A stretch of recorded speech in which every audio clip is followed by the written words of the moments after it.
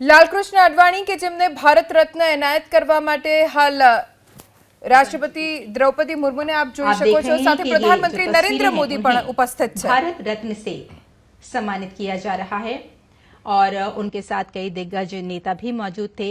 जगदीप धनखड़ उनके साथ मौजूद थे और वेंकैया नायडू को भी इस वक्त आप इन तस्वीरों में देख रहे हैं। और प्रधानमंत्री नरेंद्र मोदी इस वक्त आडवाणी जी के बिल्कुल करीब ही बैठे हैं और उन्हें राष्ट्रपति द्रौपदी मुर्मू ने भारत रत्न से सम्मानित किया है। और ये आज का एक बहुत गौरवान्वित करने वाला पल रहा है। न सिर्फ और उनके साथ वहां पर मौजूद हैं देश के प्रधानमंत्री नरेंद्र मोदी, और ये तस्वीर सीधी लालकृष्ण आडवाणी की आवाज की आपके सामने हम रख रहे हैं। देश के पूर्व उप प्रधानमंत्री हैं लालकृष्ण आडवाणी, बीजेपी के संस्थापकों में से एक हैं, जनसंघ के भी अध्यक्ष रहे हैं लालकृष्ण आडवाणी। और राम मंदिर के लिए रथ यात्रा उन्होंने निकाली थी। उनका जो योगदान रहा है भारतीय राजनीति में और देश का मान जिस तरीके से बढ़ाया जाता है अलग अलग महानुभावों की तरफ से, और उनको ये सम्मान दिया जाता है। रविकांत मेरे सहयोगी जुड़े हुए हैं इसी खबर पर और बातचीत के लिए। और रविकांत, ये तस्वीर हम सीधी दिखा रहे हैं। हालांकि कल ये कार्यक्रम हुआ था राष्ट्रपति भवन में, जहां शामिल नहीं हो पाए थे लालकृष्ण आडवाणी। अब राष्ट्रपति द्रौपदी मुर्मू खुद घर पहुंच करके, पीएम मोदी भी मौजूद हैं, उनको ये देश का सर्वोच्च नागरिक सम्मान दे रही हैं। रविकांत, बिल्कुल, देखिए जो योगदान राजनीति में, देश की राजनीति में उप प्रधानमंत्री, पूर्व प्रधानमंत्री का रहा है लालकृष्ण आडवाणी जी का, उसको देखते हुए ये जो सम्मान मिला। उनकी तबीयत ठीक नहीं है, वो बात करने की भी स्थिति में नहीं है, इसलिए वो कल राष्ट्रपति भवन नहीं जा पाए। पहले से ये कार्यक्रम निर्धारित था कि आज राष्ट्रपति द्रौपदी मुर्मू को उनके घर आकर के उनको सम्मान देना था। चूंकि लालकृष्ण आडवाणी की तबीयत ठीक नहीं है, बात करने की भी स्थिति में वो नहीं है, इसलिए कार्यक्रम बेहद संक्षिप्त रखा गया था। 5 से 7 मिनट का ये कार्यक्रम था, जिसमें पहले ही जो बीजेपी अध्यक्ष हैं जेपी नड्डा और पूर्व उपराष्ट्रपति वेंकैया नायडू आ चुके थे और तमाम संगठन मंत्री बीएल संतोष आए हुए थे। उसके बाद उपराष्ट्रपति, प्रधानमंत्री और राष्ट्रपति आई और ये कार्यक्रम हुआ। लेकिन जब राष्ट्रपति द्रौपदी मुर्मू आई, उसके बाद 5 से 7 मिनट के अंदर ये कार्यक्रम संपन्न हुआ है। और इस समय हम लालकृष्ण आडवाणी के घर पर ही हैं और बाहर यहाँ पर मिठाइयाँ भी बांटी गई हैं और एक खुशी का जो इजहार है वो किया गया है।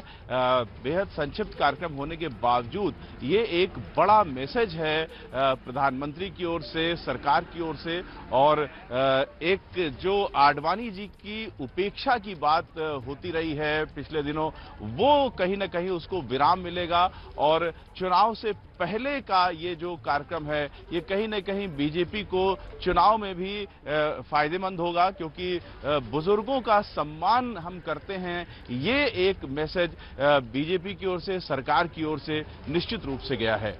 जी दीपक, बिल्कुल। और चुनाव का मौका है रविकांत, और इससे जाहिर तौर पर आप एकदम सही कह रहे हैं कि चुनाव का मौका है। और ऐसे मौके पर लालकृष्ण आडवाणी को, हालांकि 5 लोगों का नाम सामने एक साथ अनाउंस किया गया था, उनमें लालकृष्ण आडवाणी भी शामिल थे, जिनको आज ये सम्मान दिया जा रहा है। और एक बहुत बड़ा स्ट्रांग मैसेज है रविकांत जो देने की कोशिश, क्योंकि बार बार विपक्ष की तरफ से भी ये कहा जाता रहा कि हमेशा की बीजेपी ने हो, नई बीजेपी ने हो या फिर खुद प्रधानमंत्री नरेंद्र मोदी ने हो, वो कहीं ना कहीं उपेक्षा की है लालकृष्ण आडवाणी की। लेकिन अब देश का सर्वोच्च नागरिक सम्मान से जो उनको नवाजा जा रहा है, एक बहुत बड़ा स्ट्रांग मैसेज इससे जाएगा। भारत रत्न बहुत बड़ा सम्मान है, देश का सबसे बड़ा सम्मान है।